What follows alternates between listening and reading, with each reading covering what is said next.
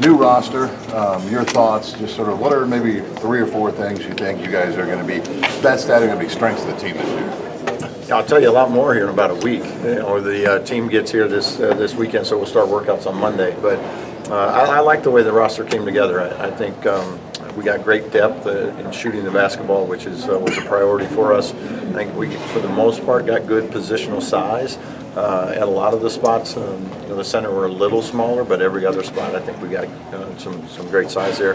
And I think overall we got great depth, and I like the way I think the pieces will all kind of connect together. They can complement each other pretty well. So, like I said, we'll know a lot more here in the next couple of weeks, but excited to get them on campus. We're going to do something on Tucker. We saw him shoot with Basie a little bit. Like, what can he do, and when is he going to be full contact? Yeah, for the most part, we're getting closer. We're waiting for that final clearance for the full contact, but he's able to do all the shooting, drill works, lifting, modified a little bit. But I think for by the time we get rolling here this next week, maybe within that first week, we should be fully cleared for full contact and be good to go there. It looks like something similar to this last summer in terms of maybe not quite the same roster overhaul, but a lot of new faces. You knew you were going on a foreign tour last summer like you do this summer. How do you structure maybe what you try to accomplish week by week when you think about player development, but you're also thinking about cohesiveness and chemistry, and you get the practices and the games to sort of build up to at the end of the summer? Yeah, the nicest part with taking a trip is we get those 10 extra practices, so we can spread it out, and we'll do maybe one a week where we can get some extra film study in, do some install, that type of stuff. That maybe takes a little bit more time that you don't have when you only have the 4 hours a week. So that's the way we'll try to utilize that the most. And then you get those game opportunities, but more importantly, just some time to spend together when you got a whole new group, just to kind of build that cohesiveness on and off the floor. I think it's a terrific time for us to go do that. Are you still looking to add to the roster, or what's your current thinking on the open spots? Yeah, we still have a couple open spots, so we're still actively recruiting to see if there's something that fits and makes sense, and we can kind of go a lot of different directions with that. As the roster stands today, we still have those 2 extra spots, so we'll see what that plays out like. But we are still actively recruiting. Darren, you have the experience of doing this before at West Virginia, building a team. So has that helped you this time around? And what did you learn, and what are some of the things that you were going to do and not do? Yeah, and then I had to do it my first year at Drake, a very similar deal as well, where you didn't have a lot of guys returning, so you're kind of putting a whole new roster together. One of the advantages of it is when everybody you're recruiting is bought into what kind of your vision and things, and you're not having to try to convince somebody that was returning of your vision. So that part, there's some benefit there. Obviously, the downside is every single guy on the roster is new, and the familiarity with the university, the town, everything is starting from scratch there. But I think the biggest thing is just getting them all together, getting them on the same page, and watching how that plays out in terms of roles and connectivity and things, because you don't have anything else to go off of other than maybe, especially within the portal, there wasn't long recruitments in a lot of cases with that stuff. So for us, it's about figuring things out as we go as well, and they're figuring one another out. They're figuring out their new coaches. Coaches are figuring out each other and the new players. So, but it's also a fun process too. It's fun to see where it starts in June and where it ends up by the end in March. You inherited Kentucky and Marquette on the schedule, and you've also added Louisville. What are your thoughts on the non-conference schedule, and what are you trying to achieve in the non-conference? Yeah, I think those are some great games for us. Terrific games regionally for sure. That's a lot of fun for both not only the teams but the fan bases, and so it should present some great challenges. You got a 20-game Big Ten schedule as well, so. I think for us again, it's those 3 games on our trip are gonna be important too, because you just have to play, and you got to figure some things out, the good and the bad, and learning how to play with one another. So as we go through non-conference, we're going to figure some things out in a hurry with some of those games that we have on the schedule, and then try to get ourselves prepared for Big Ten play. What's important are events like this where you can get out and meet the fans, and the fans can meet you, and you can get to know each other a little bit? Yeah, this is terrific, for myself and our staff, and we got almost everybody down here. because it seems like all we've been doing is just entertaining for recruiting and stuff. So it's nice to be able to get out and go meet some people, be able to kind of share just on a more personal level to meet as many fans and donors and things that we're excited to become a part of. So this is going to be a great event for us tonight in a lot of different ways to get out and meet so many people. What's the latest on Goody and Leo? What are you hearing? Yeah, they're still their waivers are still in process. My understanding is there's been, as you probably all know, a ton of waivers have been filed. So I think there's a little bit of a backup there. So from a timing standpoint, we don't really have a lot of clarity on when those decisions will be made. Sooner the better, but that's really out of our control. What was the biggest challenge in terms of just putting the roster together? I think you had 10 commitments in 27 days, so things happen pretty fast, but kind of starting from a blank canvas, what was the biggest challenge? Yeah, I think the biggest challenge is we want to make sure that everybody we're bringing in is what we want, not only for this year, for long term in terms of establishing who we want to be, what we want that to look like, making sure they can complement each other, on the floor, off the floor, and then also you're putting a staff together simultaneously. So trying to balance both as you're going through it, but at the same time not take any shortcuts to make sure that hey, we're doing this right from day one, and if it takes a little longer, then it takes a little longer. But we try to do it, as quickly as we could, but also being very smart and calculating about it. Darren, with the As guys, it relates to Luke and Anthony, obviously you don't have any control over the timing of it, but you have control over the timing of your own roster.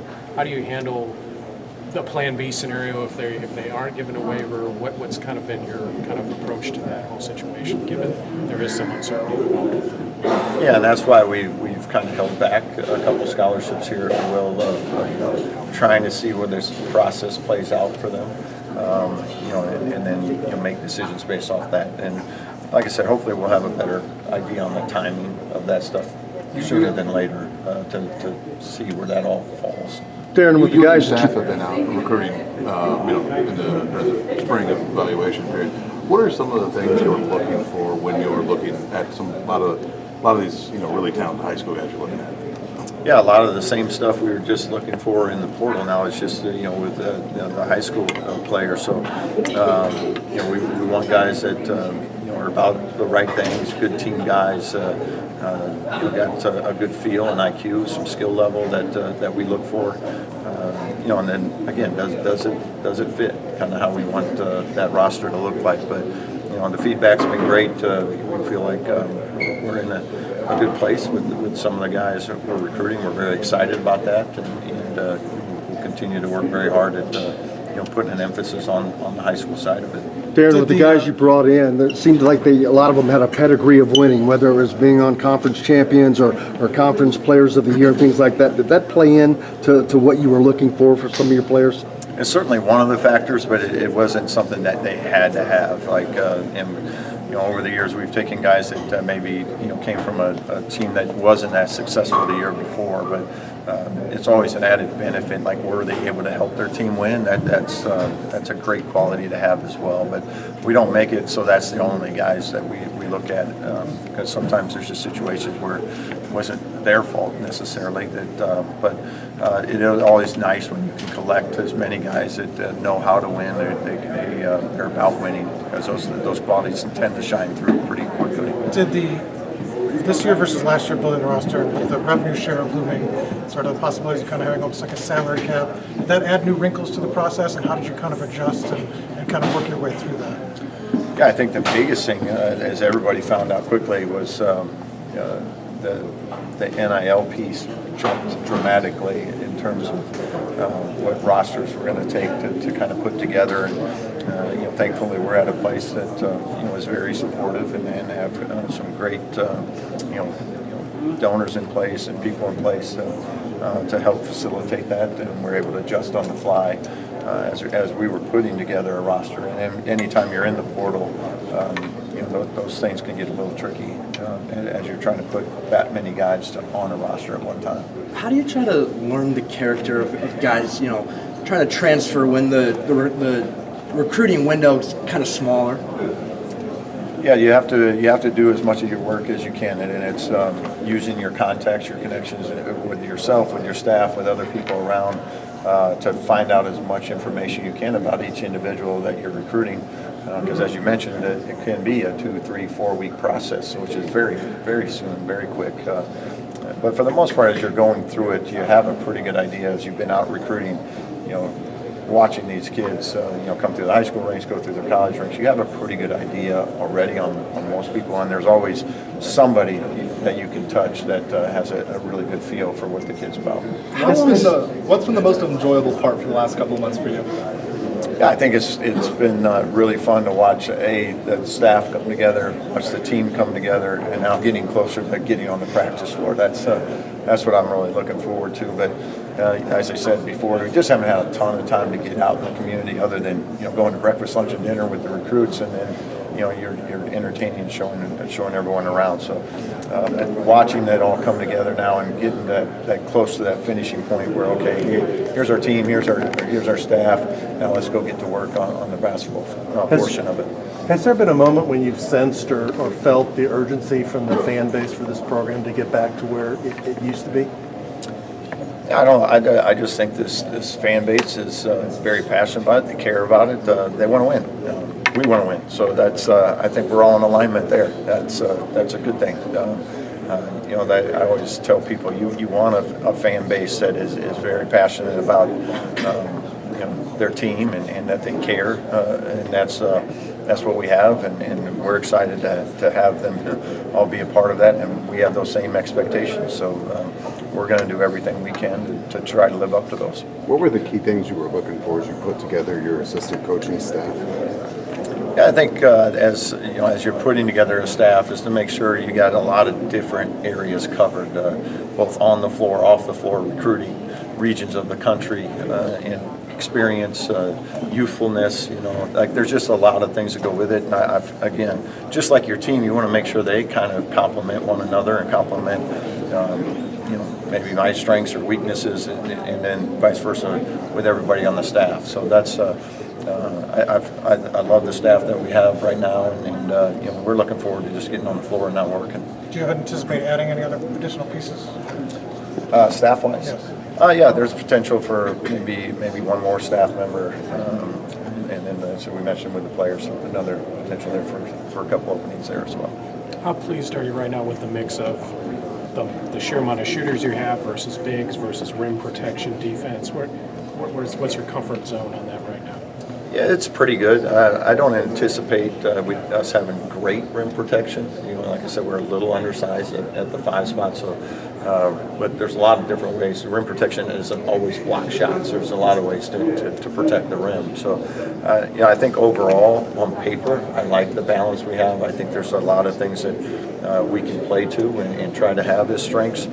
Again, that comes down to, okay, we got to take it from paper to the floor, and that's that process that starts here this next week.